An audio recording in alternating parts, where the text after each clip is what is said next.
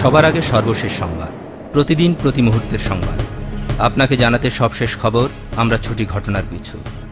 এমন সব বৈচিত্র্যময় স্লোগান আর উপস্থাপনার ব্যতিক্রম নিয়ে সারাক্ষণ ব্যস্ত সংবাদকর্মীরা, যেখানে প্রতিযোগিতা আর গতিশীলতা ছাড়িয়ে গেছে সাংবাদিকতা পেশার মহত্বকে।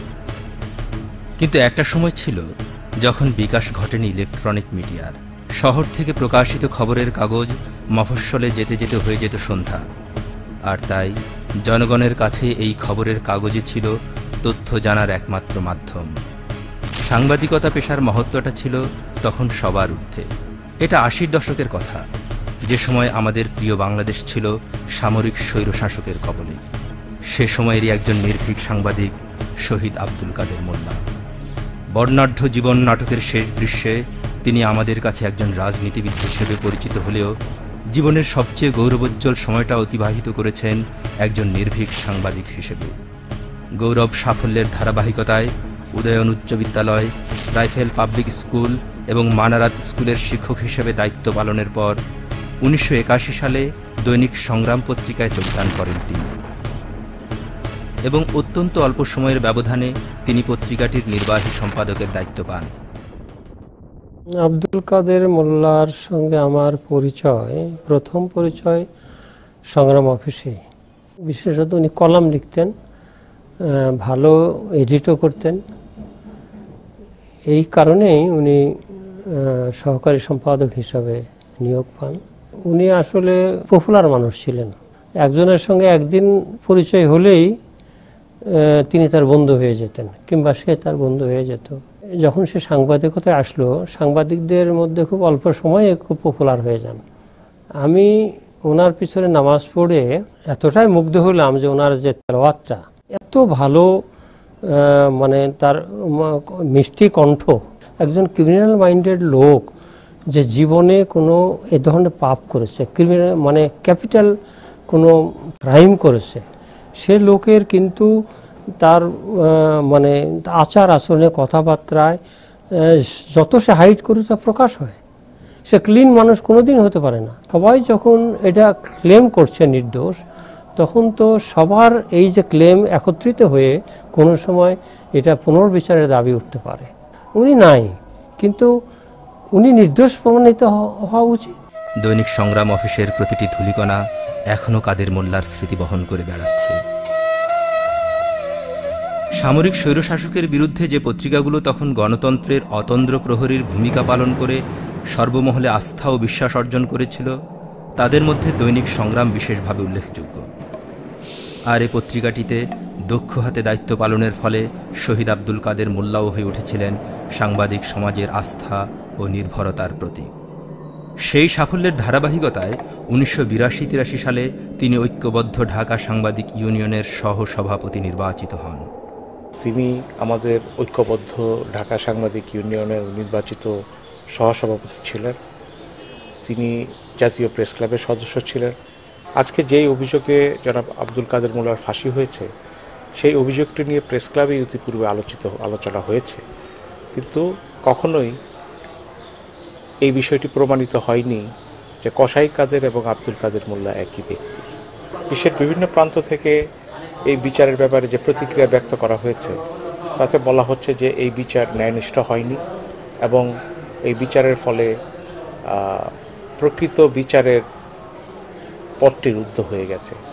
যেমন কাদের মোল্লার ক্ষেত্রে কনস্টিটিউশনে থাকার পরেও সুপ্রিম কোর্টের আপিল বিভাগ তার রিভিউ পিটিশনের অনুমতি দেয়নি। কিন্তু আমরা জানি যে যে কোনো ক্ষেত্রে মৃত্যুদণ্ডপ্রাপ্ত ব্যক্তি রিভিউ পিটিশন দাখিল করতে পারেন, এবং তাকে তার দাখিল করার যে অধিকারটি, এটি শুধু বাংলাদেশের সংবিধানের ক্ষেত্রে নয়, বিশ্বে যে জাতিসংঘের মানবাধিকার সনদ আছে, সেই সনদ অনুযায়ী কিন্তু একজন ব্যক্তি মৃত্যুদণ্ডের ক্ষেত্রে রিভিউ পিটিশন করতে পারেন।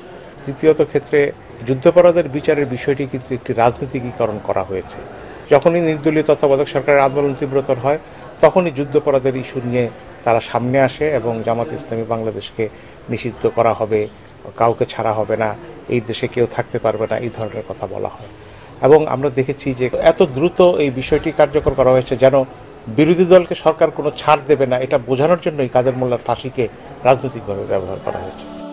অন্তরের দ্রোহ আর বিপ্লবের চেতনা লালন করেও সদা হাস্যোজ্জ্বলে মানুষটি ছিলেন সাংবাদিক আড্ডার প্রাণভোমরা।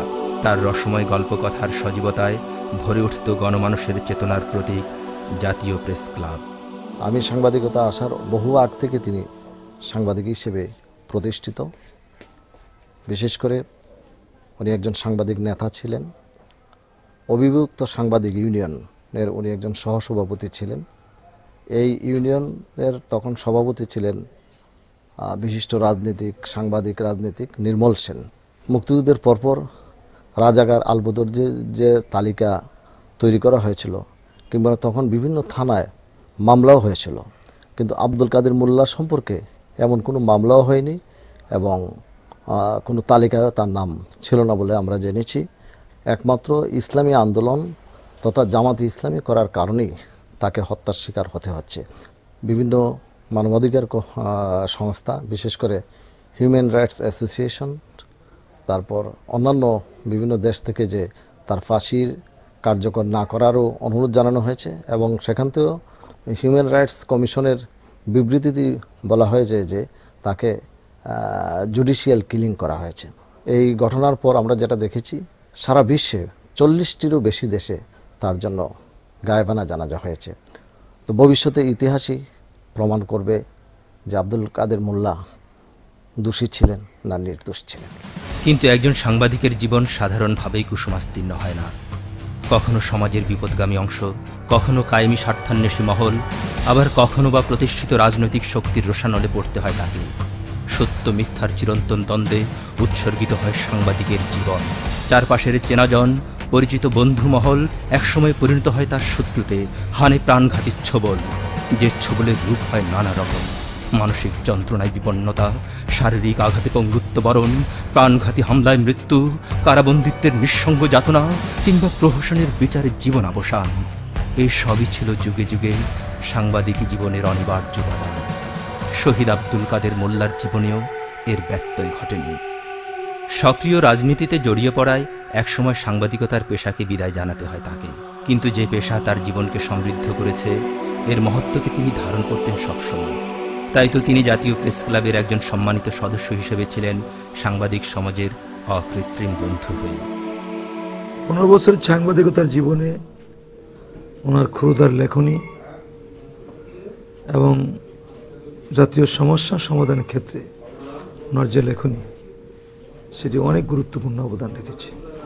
উনি দৈনিক সংগ্রামের সহকারী সম্পাদক ছাড়াও দৈনিক ইত্তেফাক সহ বিভিন্ন পত্রিকা তার অনেক লেখা ছাপা হয়েছে।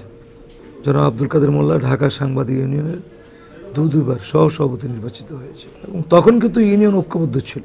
সকল রাজনৈতিক সমর্থক লোকরা সেই সময় সাংবাদিক নির্বাচনে ভোটে অংশগ্রহণ করতেন এবং সেই নির্বাচনে তিনি পরপর দুবার ঢাকা সাংবাদিক নির্বাচনে সহসভাপতি নির্বাচিত হয়েছেন এবং তিনি নির্বাচিত হয়ে সাংবাদিকদের কল্যাণে কিন্তু অনেক কাজ করেছেন। এই মিরপুর যে সাংবাদিক যে হাউজিং সোসাইটি, সেটির জন্য তিনি কাজ করেছেন। সাংবাদিকদের চিকিৎসার ব্যাপারে তিনি কাজ করেছেন। সাংবাদিকদের কল্যাণ ফান্ডের জন্য তিনি কাজ করেছেন। সাংবাদিকদের দাবি আদায়ের জন্য তিনি বিভিন্ন সময় বিভিন্ন মিছিল মিটিং গিয়ে বক্তৃতা দিয়েছেন। যে সমস্ত অপরাধ তার বিরুদ্ধে আনা হয়েছে, আমরা কিন্তু গত 42 বছরে এই অপরাধগুলির কথা একবারও শুনিনি। ছাত্র ইউনিয়নের তৎকালীন নেতারাই কিন্তু আমাকে বলেছেন, আপনাদের আব্দুল কাদের মোল্লা এবং তার স্ত্রী আমাদের লোক ছিলেন এবং তারা আমাদের ছিলেন এবং সেখানে ছাত্র ইউনিয়ন ভালো দায়িত্ব পালন করেছিল। এমনকি তাই না, তোফায়েল সাহেব, আমর হোসেন আমু সহ যখন বিএনপির বিরুদ্ধে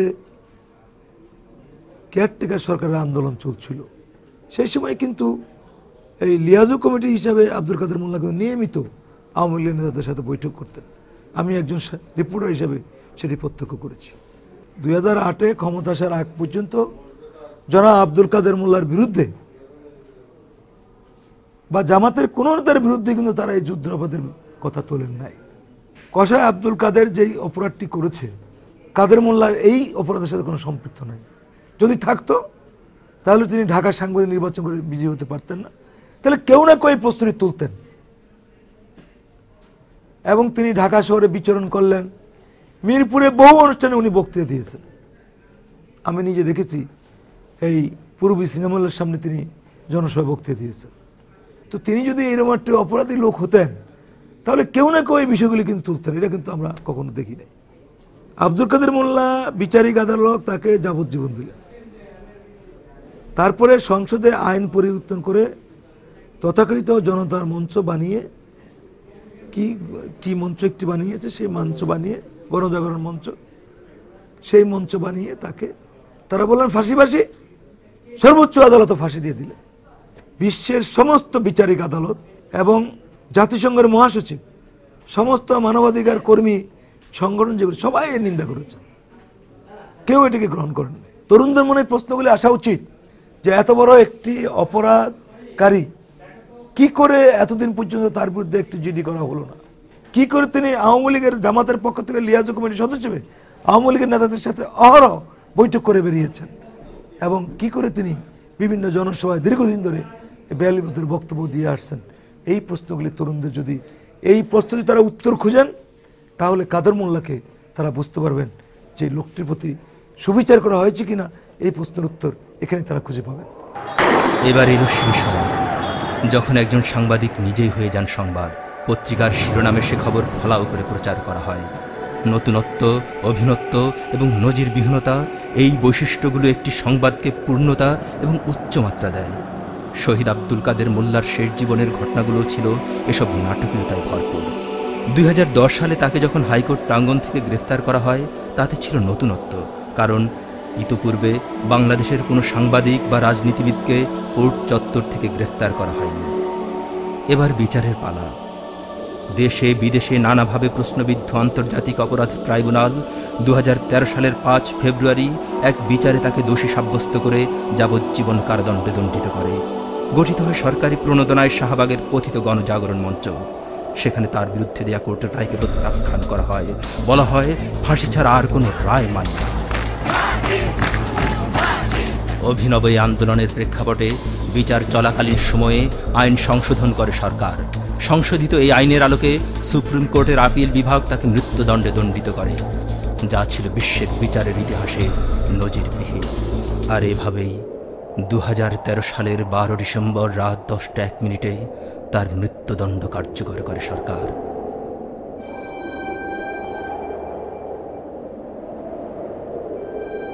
আমি যে দেখিনু প্রতিকারহীন শক্তের অপরাধে, বিচারের বাণী নীরবে নিভৃতে কাঁদে। বাংলাদেশের খ্যাতিমান সাংবাদিক ব্যক্তিত্ব জননেতা আব্দুল কাদের মোল্লার ব্যাপারেও বিচারের বাণী শুধু নীরবে নিভৃতে কাঁদেনি, বক্ষ চাপড়িয়ে কেঁদেছে।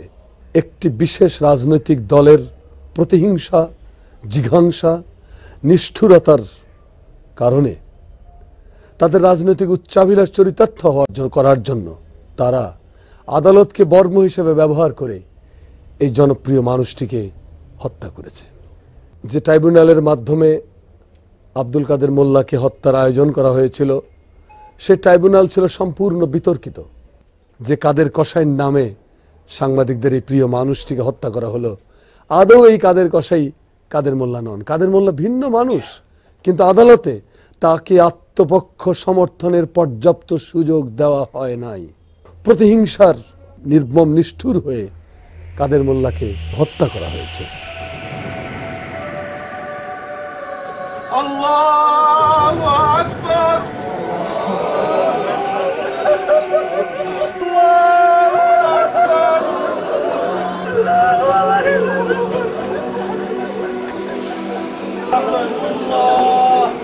আসসালামু আলাইকুম ওয়া রাহমাতুল্লাহ।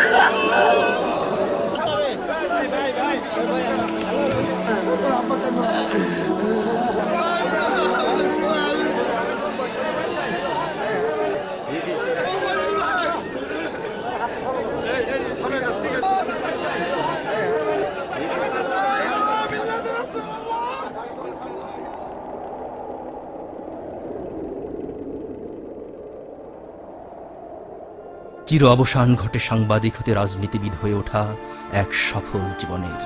জনগণের শ্রদ্ধার ভালোবাসায় সিক্ত এই সুপুরুষকে, যাকে কিনা অসংখ্য মানুষের দায়ে দোষী সাব্যস্ত করে কসাই বলে সাব্যস্ত করা হয়েছিল, সে মানুষটি জীবনের সবচেয়ে গুরুত্বপূর্ণ সময় পার করেছিলেন সাংবাদিক নেতা হিসেবে। যেসব তরুণ সাংবাদিকরা আজ তার কল্পিত নৃশংসতা নিয়ে হৃদয়স্পর্শী রিপোর্ট করেন, তাদের অগ্রজ সহকর্মীরা একসময় এই কসাইয়ের পাশে থেকে নিজেদের ধন্য মনে করতেন।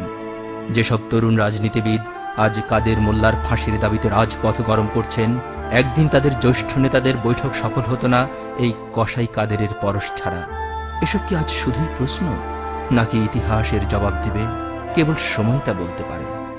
বঙ্গবীর কাদের সিদ্দিকী বীরুত্তম শাহবাগে আন্দোলনের প্রেক্ষিতে 2013 সালের 11 ফেব্রুয়ারি তার এক কলামে বঙ্গবন্ধুকে উদ্দেশ্য করে স্যাটায়ার করে লিখেন, পিতা কাদের মোল্লাকে নিয়ে দেশ এখন উত্তাল। পুরো দেশে এক নাম কাদের মোল্লা, তার ফাঁসির দাবি চলছে। কিন্তু পিতা, তুমি হয়তো এই কাদের মোল্লাকে চিনবে না, কারণ আমাদের সময় যাদের বিচারের লিস্ট আমরা বানিয়েছিলাম তাতে এই কাদের মোল্লার নাম ছিল না। তুমি কিভাবে চিনবে? আমরাই তো কেউ চিনতাম না। আজ সময় এসেছে সত্যকে জানবার এবং জানাবার। ধীরে ধীরে খুলে যাচ্ছে সব রহস্যের জট। ঢাকা সাংবাদিক ইউনিয়ন এক সভায় ইতিহাসের সব সত্য তুলে ধরেন। যুদ্ধাপরাধের বিচার অনুষ্ঠান নিয়ে কিন্তু আমাদের যুদ্ধাপরাধের বিচার হবে, হওয়া উচিত, কিন্তু যুদ্ধাপরাধের বিচারের নামে আপনি রাজনৈতিক প্রতিপক্ষকে নিশ্চিন্ত করবেন, আপনি ন্যায়ভ্রষ্ট বিচার করবেন, আপনি অসম্পূর্ণ অসংগত বিচার করবেন, এটা আমরা কিন্তু মেনে নেব না। এই বিচার ন্যায়ভ্রষ্ট বিচারগুলি শুধু আমরা কেন, গোটা দুনিয়া, একমাত্র ভারত ছাড়া গোটা দুনিয়া বলছে এই বিচার ন্যায়পূর্ণ বিচার হয়। সত্যের আলো সর্বদা সমুজ্জ্বল। সাময়িক ঝড় কিংবা প্রতিকূলতায় তা টিমটিম করে চললেও একসময় সে আলো দূরীভূত করবে সব মিথ্যার অন্ধকার। গলায় ফাঁসির দড়ি পরানোর সময় যে মানুষটি ছিলেন হাস্যোজ্জ্বল, তার কখনো মৃত্যু হয় না, হয় কেবল অনন্তের পথে যাত্রা শুরু। সাংবাদিক জীবনে যিনি কলম দিয়ে জালিমের হৃদয়ের রক্ত ঝরাতেন, প্রতিশোধ পরায়ণ কোনো জালিম তাকে ফাঁসির রজ্জুতে রক্তাক্ত করে প্রতিহিংসা চরিতার্থ করতে পারে বটে, কিন্তু মৃত্যু ঘটাতে পারে না।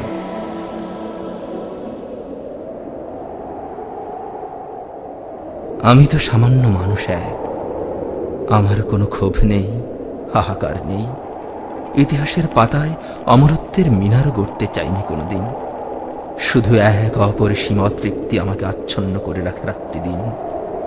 এই পলিমাটিতে হেরার রাজ কায়েমের স্বপ্নটি অধরাই থেকে গেল।